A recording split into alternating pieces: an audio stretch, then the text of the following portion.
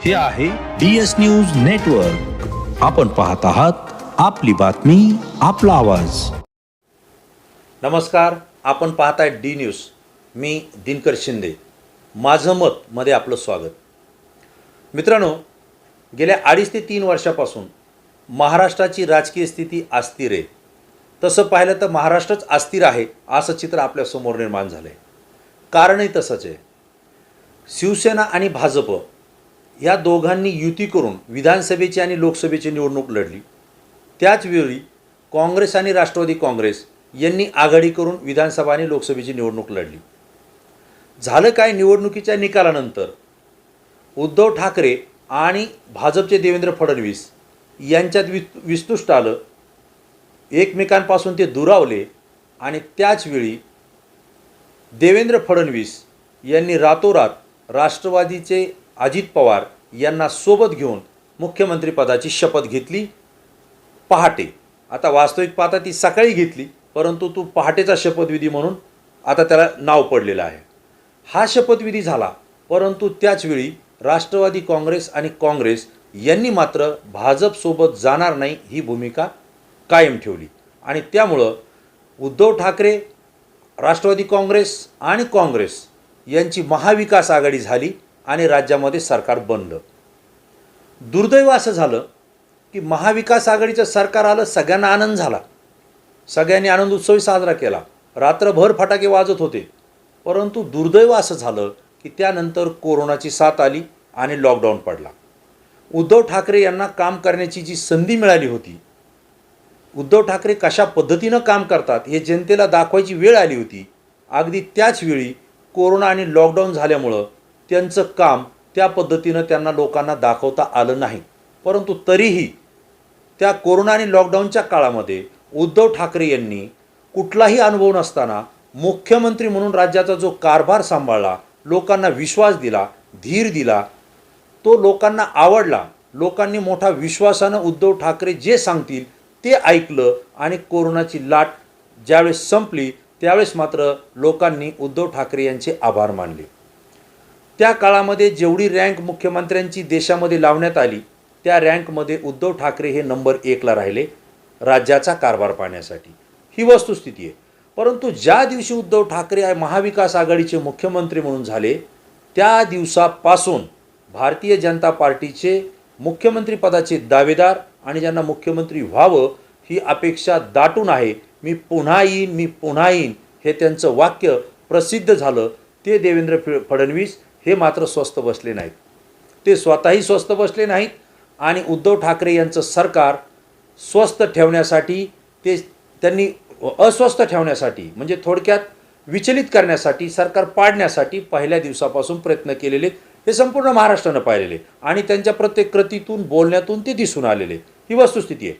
परंतु योग्य वेळी सरकार पडेल इथपर्यंत त्यांनी मोर्चेबांधणी केली आणि योगायोगानं 2.5 वर्षानंतर मुख्यमंत्री होण्याचा जो काही स्वप्न देवेंद्र फडणवीस यांनी पाहिलं होतं ते पूर्णत्वास येण्यासाठी त्यांनी शिवसेनेमधला एकनाथ शिंदे गट, जो की प्रबळ दावेदार मुख्यमंत्रीपदाचे होते, त्यांनाच आपल्यासोबत घेतलं आणि शिवसेनेमध्ये बंडखोरी झाली. एकनाथराव शिंदे हे शिवसेनेचे दावेदार मुख्यमंत्रीचे उमेदवार होते. ते प्रबल्य उमेदवार आहेत. त्या शिवसेनेमधले एक वरिष्ठ आणि ताकदवर नेता म्हणून एकनाथ शिंदे यांना ओळखलं जातं. त्यांनी शिवसेनेचा मोठा गट आणि अपक्ष असे मिळून जवळपास 40पेक्षा अधिक आमदार घेऊन मुख्यमंत्री असलेल्या माजी मुख्यमंत्री असलेल्या देवेंद्र फडणवीस यांच्यासोबत जाऊन सरकार स्थापन केलं. एक वेगळी कालटणी राजकारणाला मिळाली. जिथं असं वाटलं होतं की देवेंद्र फडणवीस हे मुख्यमंत्री होतील आणि एकनाथ शिंदे हे उपमुख्यमंत्री होतील, परंतु झाली परिस्थिती उलटी. एकनाथ शिंदे हे मुख्यमंत्री झाले आणि देवेंद्र फडणवीस यांना उपमुख्यमंत्री पदावर मान्य करावं लागलं. याच्या नंतरचा जो कालावधी आहे, आता या कालावधीमध्ये भारतीय जनता पार्टीकडे 106 आमदार आणि एकनाथ शिंदे यांच्याकडे 40 आमदार यासह काही अपक्ष आमदार असा पूर्ण गोळाबेरीज करून हे सरकार स्थापन झालं. परंतु आज सरकार स्थापन होऊन जवळपास वर्ष होत आले. 18 मंत्र्यांनी मंत्रिपदाची शपथ घेतलेली आहे. मग त्यात काही शिवसेनेचे आहेत आणि काही भारतीय जनता पार्टीचे आहेत. या दोन्ही पक्षाचे मिळून 18 आमदार हे मंत्री म्हणून आज राज्यात कारभार पाहत आहेत। एवढ्या मोठ्या महाराष्ट्रामध्ये 18 मंत्र्यानं कारभार होत नाही, कारण प्रत्येक जिल्ह्याला एक पालकमंत्री असणं अपेक्षित आहे। परंतु आज परिस्थिती वेगळी आहे, एकाच माणसाकडे एकाच मंत्र्याकडे अनेक जिल्ह्याचं पालकमंत्रीपद आहे। त्यातल्या त्यात देवेंद्र फडणवीस यांच्याकडे तर किती जिल्ह्याचं पालकमंत्री आहे हे सुद्धा आपल्याला वाचन किंवा अभ्यास करून सांगावं लागेल। ही परिस्थिती आहे। आता झालंय काय की सरकार पडल की राहील हा कोर्टात वाद गेला। यामध्ये शिवसेनेचे शिंदे गटाकडे गेलेले जे 16 आमदार आहेत त्यांच्यावरती अविश्वास ठराव दाखल करण्यात आला, कारण त्यांनी व्हीप पाळला नाही शिवसेनेचा, आणि म्हणून याचं सर्वोच्च न्यायालयामध्ये ही याचिका गेली। सर्वोच्च न्यायालयाने काय निकाल दिला, काय ताशेरे ओढले ते आम्ही जाणतोच। आता सुप्रीम कोर्टानं म्हणजे सर्वोच्च न्यायालयानं या शिवसेना भाजप सरकारच्या विरोधात परखडपणे आपले विचार व्यक्त केलेले आहेत, परखडपणे त्यांच्यावर ताशेरे ओढलेले आहेत, आणि हे सरकार हे जे काही शपथविधी झाला हा बेकायदेशीर होता किंवा हा चुकीच्या पद्धतीनं झाला, अशा पद्धतीचं मत जवळपास सर्वोच्च न्यायालयाने दिलं, असं आपल्याला नुकतंच कायदेतज्ञ आसिम सरोदे यांनी सांगितलं। ही परिस्थिती आहे। आता विधानसभेचे अध्यक्ष मिलिंद नार्वेकर यांना सुप्रीम कोर्टानं सांगितले की या 16 आमदारांना निलंबित करण्याबाबत आपण निर्णय घ्यावा। वस्तुस्थिती अशी मित्रांनो, आता एकनाथ शिंदे यांच्यासोबत गेलेले 16 आमदार जर निलंबित झाले तर ते 16 होणार नाहीत, तर शिवसेनेचे जवळपास 39 आमदार हे निलंबित होतील आणि बडतर्फ होतील। असं जर झालं तर हे सरकार पडू शकतं, ही वस्तुस्थिती आहे। परंतु हा मुद्दा एकीकडे राहिला। आता दर महिन्याला 2 महिन्याला मंत्रिमंडळ विस्ताराचं वारं वाहू लागतं। आता मात्र मंत्रिमंडळ विस्तार झाला पाहिजे ही भूमिका शिवसेनेतल्या उर्वरित आमदारांची, भाजपच्या उर्वरित आमदारांची आणि अपक्ष आमदारांची सुद्धा आहे। आता त्यांचा दबाव सरकारवर वाढत चाललेला आहे, कारण त्यांना माहिती आहे की आता महाविकास आघाडी ही मजबूत झालेली आहे, त्यांची वज्रमूठ झालेली आहे, आणि एकीकडे शिवसेना भाजप अजूनही दोघं एकत्र आले असले तरी त्यांचं जागावून एकमेकांच्या मनामध्ये खतखत आहे। किती जागा कोण लढणार, कुणाला उमेदवारी मिळणार, भाजपच्या डोळा शिवसेनेच्या जागेवर आहे म्हणजे शिंदे गटाच्या, असंही बोललं जातं, आणि त्यामुळे त्यांच्याही मनामध्ये अस्वस्थता आहे। काही अपक्ष आमदार आहेत त्यांच्याही मनामध्ये अस्वस्थता आहे। मग आता जर उद्या निकाल लागला आणि हे जर शिवसेना एकनाथ शिंदे गटाचे 39 आमदार हे जर निलंबित झाले किंवा बडतर्फ झाले किंवा यांची आमदारकी गेली तर सरकार ढासळू शकतं। मग आपलं काय होणार ही आमदारांच्या मनामध्ये आता भीती निर्माण झाली आहे, आणि म्हणून जे मंत्री आमदार झालेले नाहीत, जे आमदार मंत्री झालेले नाहीत, त्यांना वाटतं आता जो काही ठराविक कालावधी आपल्याला मिळणार आहे तो लवकर मिळावा आणि मंत्रिपदावर आपली वर्णी लागावी।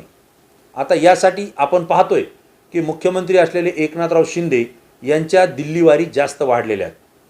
महिन्यातून 2 वेळेस 3 वेळेस, कधी कधी तर 1-2 दिवसाआड त्यांना दिल्लीला जावं लागतं, किंवा महिन्यातून 2 चक्रा 1 चक्रा तर त्यांच्या दिल्लीला होत आहेतच।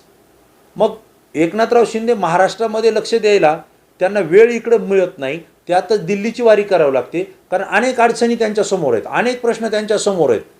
बडतर्फीची टांगती तलवार त्यांच्या डोक्यावर आहेच आहे, आणि विकास कामं पण करायचे आहेत, आणि आमदारांना पण जवळ ओढून ठेवायचे। या परिस्थितीमध्ये ते सध्या बेचैन असल्याचं चित्रसुद्धा आपल्याला पाहायला मिळतं आहे। परंतु अशाही स्थितीत ज्यावेळेस जे आमदार मंत्री झाले नाही त्यांचा दबाव वाढतोय, ते इतरत्र जाऊ शकतात, हो ते आमदार इतर पक्षात जाऊ शकतात, अशी स्थिती आहे। काँग्रेसमधून जे काही आमदार त्यावेळेस भाजपमध्ये गेले होते ते परत काँग्रेसच्या वाटेवर असल्याचं बोललं जात आहे।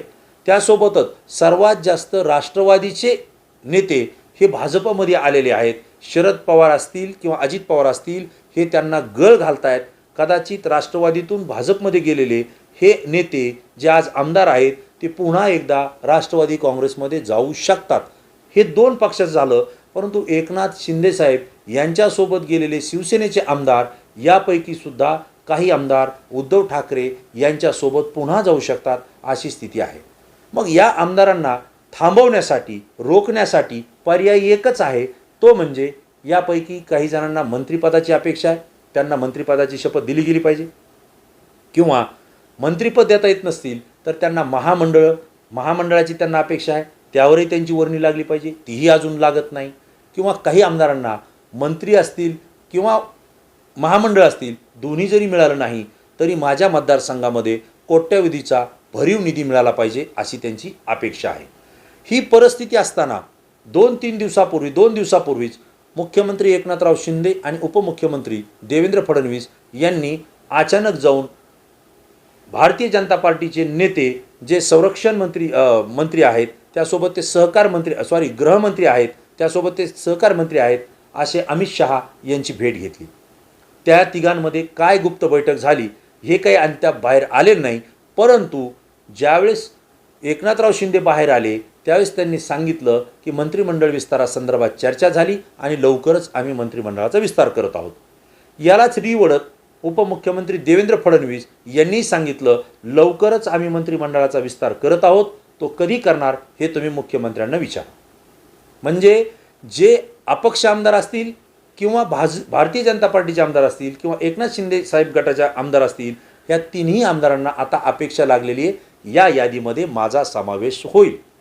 आता मित्रांनो, विषय असा आहे की खरोखरच मंत्रिमंडळाचा विस्तार होणार आहे का, की पुन्हा या आमदारांना विस्ताराचं गाजर दाखवल्या जातंय अशी स्थिती आहे.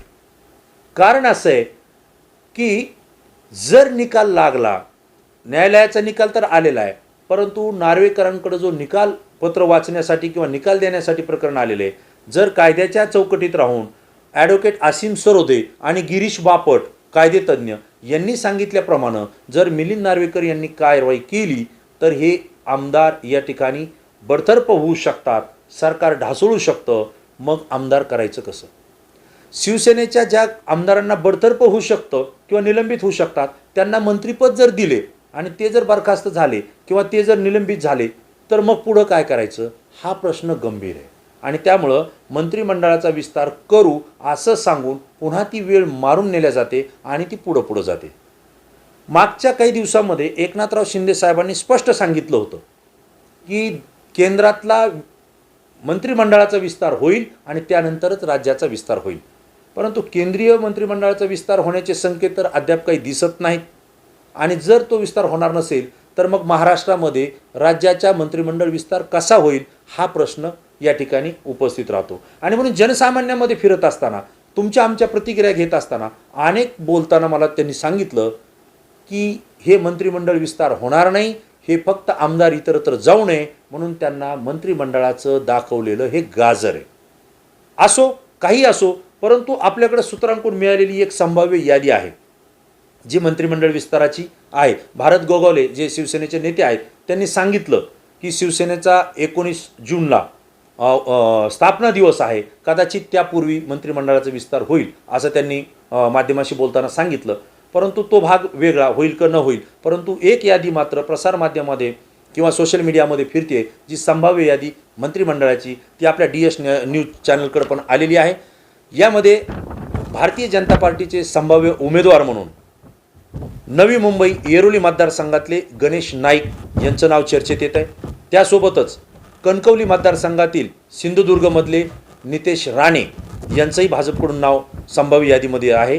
त्यासोबत जळगावचे बुलढाणा जिल्ह्यातील संजय कुटे, नाशिकचे देवयानी फरांदे या महिला उमेदवार आहेत. त्यासोबत पनवेल येथील प्रशांत ठाकूर, सिंदखेडा धुळे येथील जयकुमार रावल, त्यासोबतच उस्मानाबादचे राणा जगजितसिंह पाटील, परभणीचे मेघना बोर्डीकर याही महिला उमेदवार आहेत. सांगलीचे गोपीचंद पडळकर, त्यासोबतच बीड जिल्ह्याला एक मंत्रिपद येण्याची शक्यता यामध्ये आहे. मात्र बीड जिल्ह्यामध्ये 2 नाव चर्चेत आहेत, ते म्हणजे आष्टी पाटोद्याचे आमदार सुरेश धस आणि दुसरे गेवराई मतदारसंघाचे आमदार लक्ष्मणराव पवार. ही भाजपची संभाव्य 11 उमेदवाराची यादी आहे. यासोबत शिवसेनेच्या संभाव्य मंत्र्यांची यादी यामध्ये भारत गोगावले जे सेनेचे नेते आहेत, हे महाड मतदारसंघ रायगड जिल्ह्यातले आहेत. त्यासोबतच अपक्ष आमदार असलेले ज्यांनी शिवसेनेसोबत पाठिंबा दिलेला आहे ते बच्चू कडू हे अचलपूरचे आमदार आहेत, अमरावती जिल्ह्यातले. संजय शिरसाट जे शिवसेनेची भूमिका बाजू सातत्यानं लावून धरतायत, विखारी टीका ते विरोधकावर करतायत असे संजय शिरसाट हे छत्रपती संभाजीनगर म्हणजेच औरंगाबाद येथील आमदार आहेत. त्यासोबत संजय रायमुलकर मेहकरचे आमदार आहेत बुलढाणा जिल्ह्यातले. बालाजी कल्याणकर नांदेड त्यासोबत प्रकाश आबिटकर हे राधानगरी कोल्हापूरचे आहेत आणि संजय बांगर जे शिवसेनेकडून नेहमीच कुठल्या ना कुठल्या कारणानं वादग्रस्त राहिलेले आहेत. त्यांचं वक्तव्य तितकं स्फोटक असतं आणि अधिकाऱ्यांवरही त्यांनी हात उचलण्याचं प्रकरण आपल्या सर्वांना माहितीचे असे संजय बांगर हे हिंगोलीचे आमदार ही या संभाव्य यादीमध्ये नाव आपल्याला पाहायला मिळतात. मित्रांनो, संभाव्य यादी भारतीय जनता पार्टीची 11 आणि शिवसेनेची 7 असा जर विचार केला तर 18 होतात. पहिले 18 मंत्री झालेले आहेत. आता पुन्हा 18 जणांना संधी मिळणार आहे का यातले आणखीन काही नाव बदलतील, आणखी नव्या उमेदवारांना संधी मिळेल, ही वेळ आपल्याला सांगेल. परिस्थितीनुसार तो निर्णय होईल. परंतु ही संभाव्य यादी पूर्ण सोशल मीडिया आणि इतरत्र फिरते. सूत्रांकडून सुद्धा आपल्याला तीच माहिती मिळते. परंतु प्रश्न हा आहे, मंत्रिमंडळाचा विस्तार होणार आहे का? जर झाला तर यापैकी कुणाला संधी मिळेल की परत एकदा विस्ताराच्या नावाखाली गाजर दाखवलं जाईल, हा प्रश्न महत्त्वाचा आहे. मित्रांनो, तुम्हाला काय वाटतं याचं उत्तर तुम्ही शोधा. हा विषय मला महत्त्वाचा वाटला म्हणून मी तुमच्यासमोर व्यक्त केला. निश्चितपणे हे विषय आणि हा प्रश्न आपल्याला कसा वाटला यासाठी आपली प्रतिक्रिया आपण निश्चित कळवा. त्यासोबतच हे चॅनल आवडल्यास किंवा माहिती आवडल्यास आपण DS न्यूजला लाईक आणि कॉमेंट्स करा. त्यासोबतच सबस्क्राईब करून कायमचं एकमेकांच्या आपण संपर्कात राहू. तोपर्यंत पुन्हा एकदा नवीन विषय घेऊन मी आपल्यासमोर येईल. तोपर्यंत थांबतो. पुन्हा भेटू.